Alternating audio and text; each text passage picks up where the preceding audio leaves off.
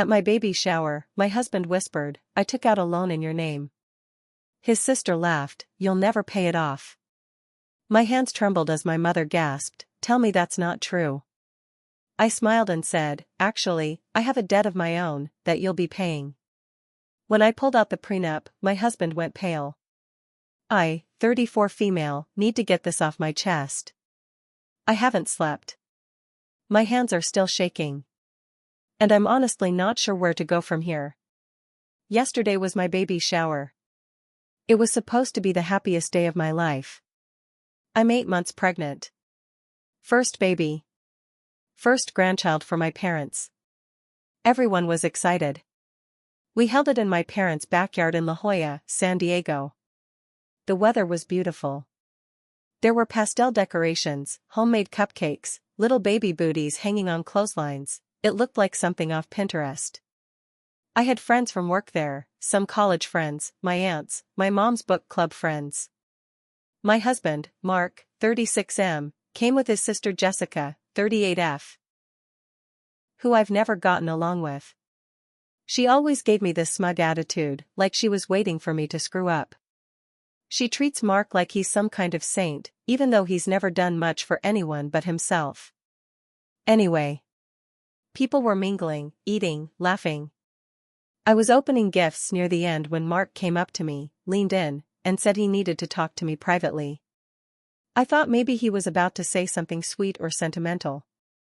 I followed him inside, into the kitchen. He didn't look nervous. More like, serious. Like he'd already made peace with whatever he was about to tell me. Then he whispered, I took out a loan in your name. I stared at him. I thought I misheard. What? He repeated it. Clearer this time. A $50,000 loan. In your name. I just stood there. I couldn't even speak. My hands were on my stomach, and suddenly it felt like the air had been sucked out of the room. I said, why would you do that? He looked down, rubbed the back of his neck. I needed it for an investment. It was supposed to be quick. It didn't work out. I was going to pay it back before you noticed. Before I could say anything, Jessica walked in. She had a glass of champagne in her hand. She must have heard him, because she smiled like it was a joke and said, oh, she knows now? Well, good luck paying that off. Everyone was still sitting around, eating cake and chatting. I cleared my throat. Sorry to interrupt, I said, loud enough for everyone to hear. I just wanted to make a quick announcement. Mark followed me out. He looked like he was about to say something, but I beat him to it. I just found out that my husband took out a $50,000 loan in my name without telling me. Silence. Dead silence. Even the kids stopped running. Jessica tried to cut in, saying something like it's not that big of a deal, but I ignored her. I reached into my purse and pulled out a folder. I held it up. This is our prenuptial agreement, I said. It clearly states that any debt incurred without the written consent of both parties is the sole responsibility of the person who incurred it. Mark went pale. I turned to my dad, who's a retired lawyer. Dad, can you look this over later? I'll need your help. I'm filing for divorce. Then I looked at Mark and said, you're going to be paying off that loan for a long time. But that's not the only debt we need to talk about. I turned back to the crowd. For the last 6 months, Mark has been secretly transferring money from our joint savings into a personal account. He's been lying to me, lying to my family, and stealing from our future. At that point, someone gasped. A few people were whispering. Jessica had gone completely silent. She looked like she wanted to disappear. I haven't decided what I'm going to do yet, I said. But I wanted you all to hear it from me. Then I sat down, picked up a mini cupcake, and bit into it like nothing happened. No one moved for a full minute. That's where we are now. I haven't seen or spoken to Mark since yesterday. He tried to text me last night. I didn't respond. He tried to call this morning. I sent him to voicemail. I don't know what I'm going to do next. I don't know how this ends. But one thing I do know? I'm not the woman he thought I was. I'm not going to cry and beg and cover for him. He made his choice. Thanks to everyone who commented on my last post. I didn't expect it to blow up like it did. I've been reading the replies while lying in bed at my parents' house, eating crackers and trying to keep my blood pressure from going through the roof. So, I'll just jump into it. After the baby shower bombshell, I thought the worst was over. I was wrong. 2 days after the shower, Mark showed up at my parents' door. My dad answered. He told Mark to leave. Mark begged to talk to me. Said he just wanted 5 minutes. I could hear them from upstairs. My mom looked at me and said, "You don't have to let him in." But I said, "Let's see what more he has to say." I walked down. I didn't say anything. Just crossed my arms. He looked rough. No shave, dark circles under his eyes. His perfect, polished Wall Street look was gone. He didn't even try to pretend. He said, "I'm sorry." I panicked. The loan was stupid. I made a huge mistake. I said, "You made several." Then he dropped another one on me. I didn't just take the money for an investment. I used some of it to help someone. I just stared at him. "What do you mean, help someone?" Then he said her name. Her. Madison. A 27-year-old girl from his office. New. Blonde. Instagram perfect. I'd met her once at a work party. She introduced herself as Mark's project assistant. Smiled too much. Laughed at his dumb jokes. That Madison. I loaned her some money, he said. I said, $50,000? No. Just $12,000. The rest really was for stocks, but she was in trouble. Her dad was sick. She couldn't pay rent. I said, "So you took money in my name to give to another woman?" He said, "It wasn't like that. I just felt bad for her." I turned to go. I didn't want to hear another word. He grabbed my arm. Not hard, but enough to make me freeze. I swear, nothing happened between us. My mom stepped between us. "Leave. Now." Mark left. My dad changed the locks that night. But my gut told me there was more. Always is. So I started digging. I opened our shared laptop. The one I used for work sometimes, but mostly it was his. He didn't log out of his email.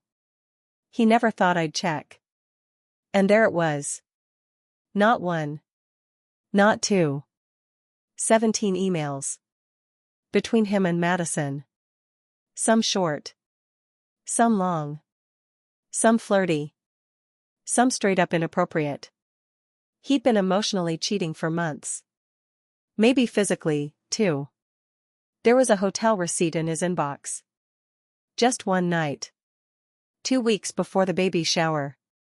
I didn't cry. I just sat there. One hand on my stomach, the other scrolling through email after email where my husband told another woman she was the only one who gets me. I forwarded everything to myself. Then I sent Madison a short email. "I hope the $12,000 was worth it. I'll be sending your name to the attorney as well." Then I blocked her. The next day, Mark sent me flowers. Flowers. Like I was mad he forgot our anniversary, not mad because he stole my identity and gave my future child's money to his side girl. The card said, "We can fix this. For the baby." I threw them in the trash. Then things got weirder. Jessica, his sister, texted me. She said, "I think you're taking this too far." Too far? I told her, "Tell your brother to enjoy his investment portfolio and his new girlfriend. He'll be paying off that loan alone." She responded, "Don't act like you're so innocent. We all know what you did." That stopped me cold. What I did? I wrote back, "What are you talking about? She said, ask your mom. I didn't sleep that night. I kept replaying it in my head. What could she mean? The next morning, I sat down with my mom. Told her everything. Even the texts with Jessica. She looked guilty. Like, full-body guilt. You know when someone's face just drops? I asked her, what did she mean? What don't I know? And then she said it. When you were in college, your father and I helped pay off your student loans. But we told Mark that you had paid them off. We didn't want him to feel like we were controlling your life. I said, so what? She hesitated. We told him you were financially independent. That you were good with money. That you never took help from anyone. I said, and? Jessica's husband had a bankruptcy. She warned Mark not to marry someone who was financially irresponsible. So, we might have exaggerated a little. Basically, Jessica had spent years whispering in Mark's ear that I couldn't be trusted with money. And then when she found out I'd had help from my parents, she used it to make me look like a liar. So Mark, instead of trusting me, or talking to me, he listened to her. Now, here I am.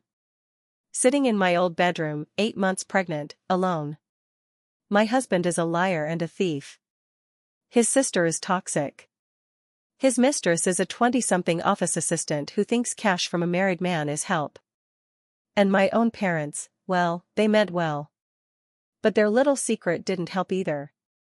And there's still more to sort out. The money. The baby. The divorce. The press. Yes, now the press wants to talk. Because one of the guests at the shower filmed my speech. You know, the part where I pulled out the prenup. It went viral on TikTok. Someone tagged it, when the bride turns the baby shower into a courtroom. People are calling me savage. A queen. Inspirational. But I don't feel like any of that. I feel tired. And angry. And not done. Not even close. Okay, so I thought I had uncovered the worst of it. I was wrong. Again. I hadn't told anyone yet, but after reading all the emails and piecing together the timeline, something started bugging me. Really bugging me.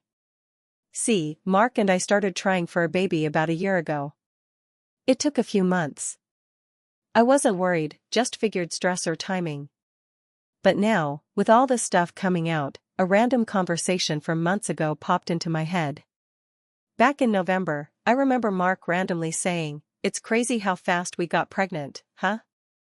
But I remember it took 4 or 5 months, not fast. He brushed it off, said something like, "Still feels quick." It felt off, but I was already emotional, dealing with morning sickness and designing a nursery. But now, with everything going on, I couldn't stop thinking, did he think it was fast because he didn't expect me to get pregnant at all? I know. That sounds insane. But I went there. I had to. So, I pulled up our old messages from around that time. There was nothing weird, until I checked his health app on the shared iPad. Why? Because he used to log his workouts and diet there. I figured maybe, just maybe, something would pop up. And yep. Something did. In October, right before I got pregnant, he had an appointment listed. Consultation, Men's Health Clinic. Location, private urology office in Hillcrest. I didn't know about this. He never told me. So I called the clinic. Pretended I was his assistant. Asked if he ever got treatment there. They said they couldn't share details due to privacy laws, obviously. But they did confirm he had semen analysis appointments. My stomach dropped. That same week, I had told him I'd ovulated early and wanted to try that weekend. He said he was tired and maybe next time. But I got pregnant that weekend. And now this thought won't leave my head, what if he wasn't planning for a baby? What if he thought he couldn't have one? What if he assumed the baby wasn't his? That would explain the sudden shift. The loan. The weird behavior. Him distancing himself emotionally. The way he kept pushing for us to use a family lawyer for the prenup instead of mine. So I called my OB. I asked if it was possible to do a prenatal paternity test. She said yes, but only under certain conditions. It's expensive. And tricky. And I'd need Mark's DNA. So, here's what I did. I went to our old apartment. Mark was at work. I still had a key. I went in, grabbed a razor from the bathroom, a used toothbrush from the holder, and a dirty hoodie he left on the couch. Put it all in a sealed bag. I took it to a lab that does private testing. Paid cash. It'll take 2 weeks to get results. But if this baby's DNA doesn't match him, then everything I thought I knew will completely collapse. And honestly? I don't think I'd even be surprised anymore. But here's where it gets messy. Last night, I got an anonymous email. No subject. No name. Just one sentence, Madison isn't the only one. Attached, 2 photos. One of Mark at a bar, 2 years ago. Arms around a woman I don't know. His face pressed into her neck. She's not Madison. Second one, him outside a hotel in Vegas. The date stamp is from last year. He told me he was there for a conference. The woman in the photo has red hair and a visible tattoo down her thigh. Definitely not Madison either. I stared at the photos until my eyes blurred. Then I shut my laptop and went for a walk around the block. My mom asked if I wanted company. I told her I needed to be alone. My baby hasn't even arrived, and I've learned more about the man I married in the last week than I did in 3 years of marriage.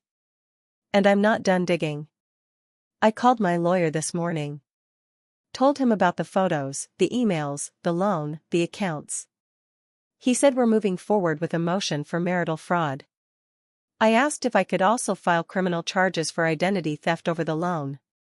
He said yes. If we can prove he forged anything or applied using my info without consent. So yeah. I'm going all the way. Because here's the other thing, remember that TikTok video from the baby shower? It made its way to Madison. How do I know? She emailed me. Subject line, I'm sorry. I won't post the full email here, yet, but here's a piece of it. I didn't know he was lying about you. He said you guys were separated. He said he wanted a fresh start. I didn't even take all the money. I paid half back. Please don't come after me. She also attached a screenshot of a conversation between her and Jessica. Yes. Jessica. Jessica was helping Mark hide the relationship. They were planning for him to leave me after the baby came. Jessica literally wrote, "Wait until the baby's born. You'll have more leverage then." I feel like I'm in a movie. Like none of this can be real. But it is. It's my real life. And the worst part? I don't even know if this baby is the one card left in my deck.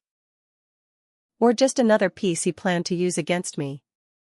This is it. The end of my story. Or at least the end of this chapter. 2 weeks after everything exploded, I got the results from the prenatal DNA test. My hand shook as I opened the envelope at the kitchen table. My mom sat across from me, silently holding her coffee. She didn't say anything. She didn't have to. We both knew it could go either way. I read the first line. Probability of paternity, 99.9999%. It was Mark's. I felt my chest rise with a breath I hadn't even realized I was holding. It was his baby. As messed up as he was, as much as he'd betrayed me, he was the biological father. My mom reached across the table and squeezed my hand.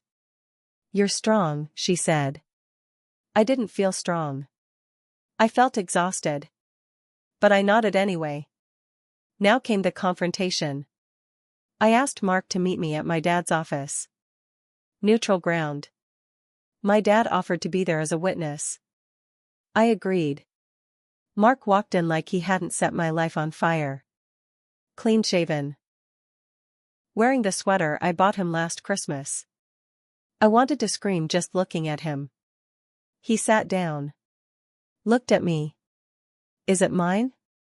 I slid the paper across the table. He read it. He sighed in relief. Relief. That's when I lost it. You didn't deserve to be this baby's father, I said. You still don't. Mark opened his mouth, but I cut him off. I know about Madison. And the Vegas girl. And the one from 2 years ago. I know about the transfers. The emails. The fake investment. I know about the prenup you tried to rewrite behind my back. I know about everything. He turned pale. Tried to talk. I kept going. You made a baby with me, then decided you didn't want to be around for the hard part. You stole from me. Lied to my family. Tried to make me look like a burden. And the whole time you were planning to leave. Mark finally spoke. It wasn't like that. I panicked. Jessica, she made it seem like, don't blame your sister. I thought you didn't want me anymore. After we lost the first pregnancy, and just like that, it hit me. He wasn't evil. He was weak. After our miscarriage last year, I went cold. I shut down. I threw myself into work. He tried to be there, but I pushed him away. He started pulling away too. Instead of therapy, we avoided the pain. Instead of talking, he went looking for someone who didn't remind him of loss. And then the baby came. Not the one we lost, the one we made after. And he didn't know how to handle the fear, so he buried it in other people, in money, in secrets. I didn't know how to be enough, he said quietly. And then you got pregnant again and it scared me. I thought I'd mess it all up. I thought you'd leave. I stared at him. You made sure I would. That shut him up. My dad finally spoke. This isn't salvageable. The trust is broken. You need to sign the divorce papers. Today. Mark looked at me. Do you want me to leave for good? I didn't answer at first. Then I said, I want you to be the father this child deserves. That doesn't mean we stay married. It means you show up. You take responsibility. You don't run. He nodded slowly. I'll do whatever you want. I'll co-parent. I'll pay everything back. I swear. Good, I said. Because your daughter is going to grow up knowing what self-respect looks like. And I'm going to make sure of it. Jessica tried to show up a week later. Brought a gift. My dad sent her away from the front door. Madison never contacted me again. But someone emailed me a screenshot. She posted some vague sad breakup quote on her Instagram and then wiped all her photos. The divorce moved quickly, thanks to the prenup. Mark admitted everything in writing. The court awarded me full custody until the baby's born, and after that, we'll revisit visitation. He started therapy. At least, he says he has. I told him I'd only believe it if his therapist emails me directly to confirm it. The baby came early. 2 weeks after the confrontation. Healthy. Strong. Beautiful. She has my nose and his eyes. When I held her in the hospital for the first time, I cried harder than I've ever cried in my life. Not for Mark. For me. For surviving all of it. This wasn't the life I planned. I thought I was building a family. Instead, I uncovered a pile of lies under a Pinterest-perfect surface. But I'm still standing. I learned that love without truth is nothing. That silence lets rot grow in the cracks. That being alone is 1,000 times better than being lied to in a full house. And I learned that strength doesn't always feel like power. Sometimes it just feels like choosing yourself every single day. So, yeah. I'm a single mom now. With a prenup, a legal team, and one hell of a story. But I also have a daughter who's going to grow up watching her mother fight for herself. And win. And that's worth everything.